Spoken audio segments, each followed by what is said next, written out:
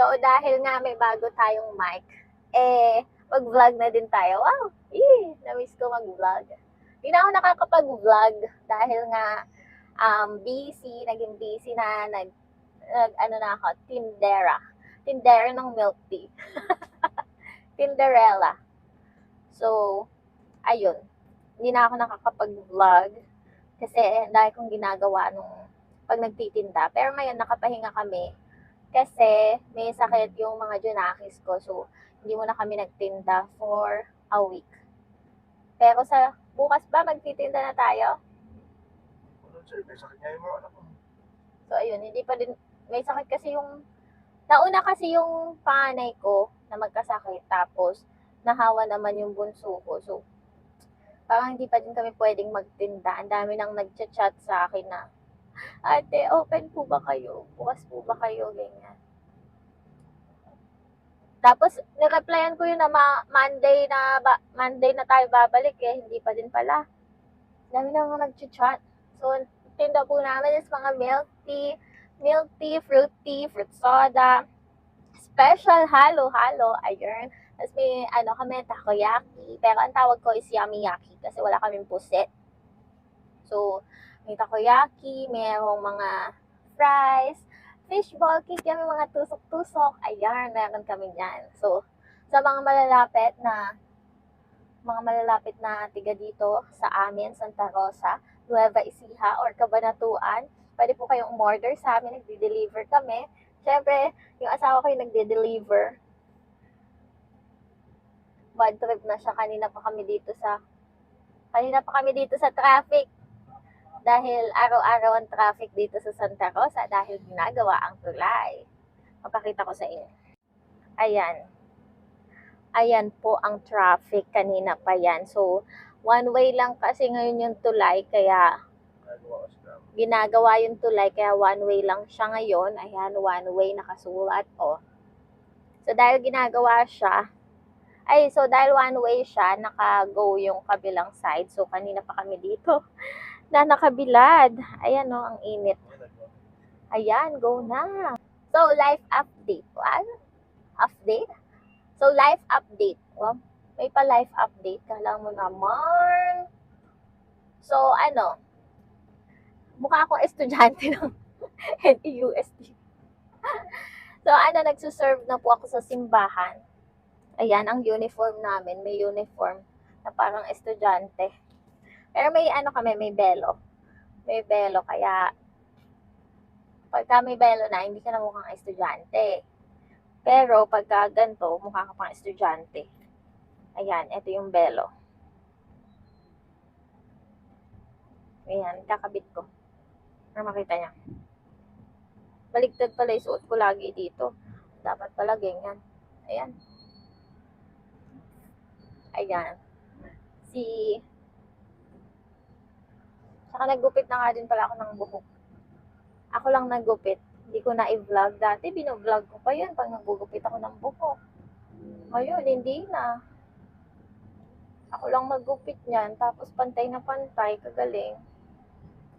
So, hindi pa din ako nagpapagupit sa parlor. Puro ako pa din. Ayan, ganyan lang. Tapos i-hairbin lang. Ganyan itsura ko sa simbahan. As a good girl. Wow. So, andito na nga kami sa simbahan, and sa susunod, isi-share ko sa inyo kung bakit ako nag-start mag-serve sa church. Mahabang kwento kasi yun, so hindi ko na siya isasama dito. Pero next time, gagawa ako ng video. At after nga namin magsimba, ay nagtinda pa din kami. Ayan, yung mga kids, ginawan ko sila ng flavored ice.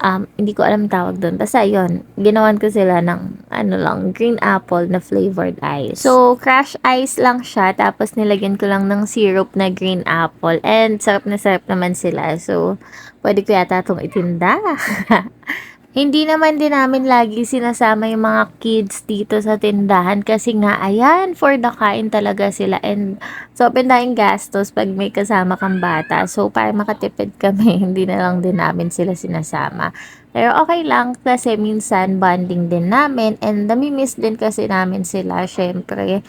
As dati na nasa bahay lang ako, tapos ngayon biglang umaalis na ako sa bahay. So, sobrang miss na miss ko yung mga anak ko pag nagtitinda ako. Pero, ayun nga, kailangan magtinda kasi syempre lumalaki na din yung mga kids and kailangan namin mag-ipon para sa future nila, para sa mga pangarap namin para sa kanila. And sana maintindihan nila yung mga time na wala kami sa bahay, na namimiss nila kami. Kasi sobrang miss na miss din namin sila. Eto nga, mag-share ako sa inyo ng konting video ng aking pagtitinda. Ayan, gumagawa ako dyan ng halo-halo. Hindi ko na nga alam kung ilan yan, pero basta mga order yan. So, i-deliver yan ng asawa ko. Madalas nga, yung mga order lang yung nabibidyohan ko kasi pag walk-in customer ay nagmamadali kami. Kaya, ayan, pag may mga order, nakakapagsingit ako mag-video. Tapos, ganito naman yung itsura namin pag uwian na. Ayan, gabi na, ay nagliligpit na kami.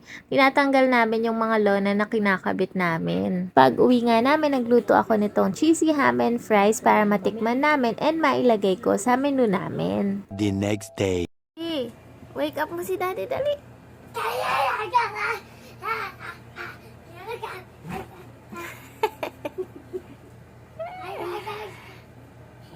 Sis ko.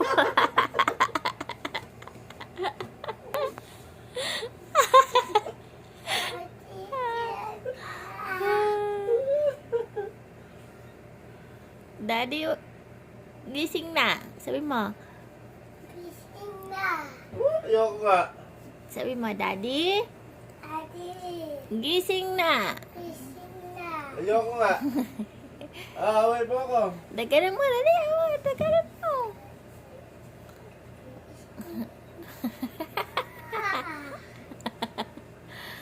Ay, naka, ang bibi.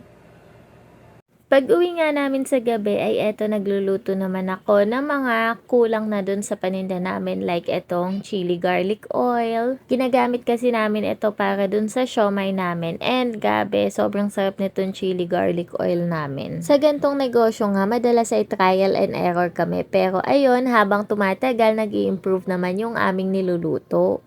Ayan, nagpa-print tayo ng flyers. Gugupitin natin parang ganito. Parang ganito siya. O, diba? Sa mga may business dyan, pwede niyong gawin yan. Flyers. DIY flyers lang yan. Mga picture lang ng tinda namin. Diba? Follow nyo kami sa Facebook. Kaya pag uwi namin, galing sa pagtitinda, ay hindi pa din talaga natatapos yung trabaho namin kasi marami pa kaming gagawin sa bahay. At eto nga, nagugupit din ako ng flyers para syempre makatipid din kami kasi pinapaprint ko lang to. And kami na lang yung nagugupit tapos ako lang din nag-layout niyan para makatipid kami kasi pag magpapagawa ka, medyo mahal din and dito kasi mas nakakatipid ako. So, ayan. Tiyaga-tiyaga lang talaga sa negosyo. And eto nga, naisip namin yung flyers para mas makilala yung aming negosyo and para mas marami yung mag-order sa amin. Alam ko na malayong-malayo pa kami sa pangarap namin, pero at least nagsisimula na kami. Ayan, naumpisahan na namin at nagsisimula na kaming abutin yung mga pangarap namin. Asan na yung pusang pampaswerte ko? Ganon ka, ganon. Baby, look mommy, look. Look mommy. Look mommy. Bullshit na bata yan. Hindi man lang umiyak, in-injectionan. Wala man lang reaksyon, wala man lang kahit walang ganon. Wala, ang haba ng kuko mo. Kinukuha ng anak ko doon. Okay, may bukas pang gatas. Magkano pa lang? Uhaw na uhaw.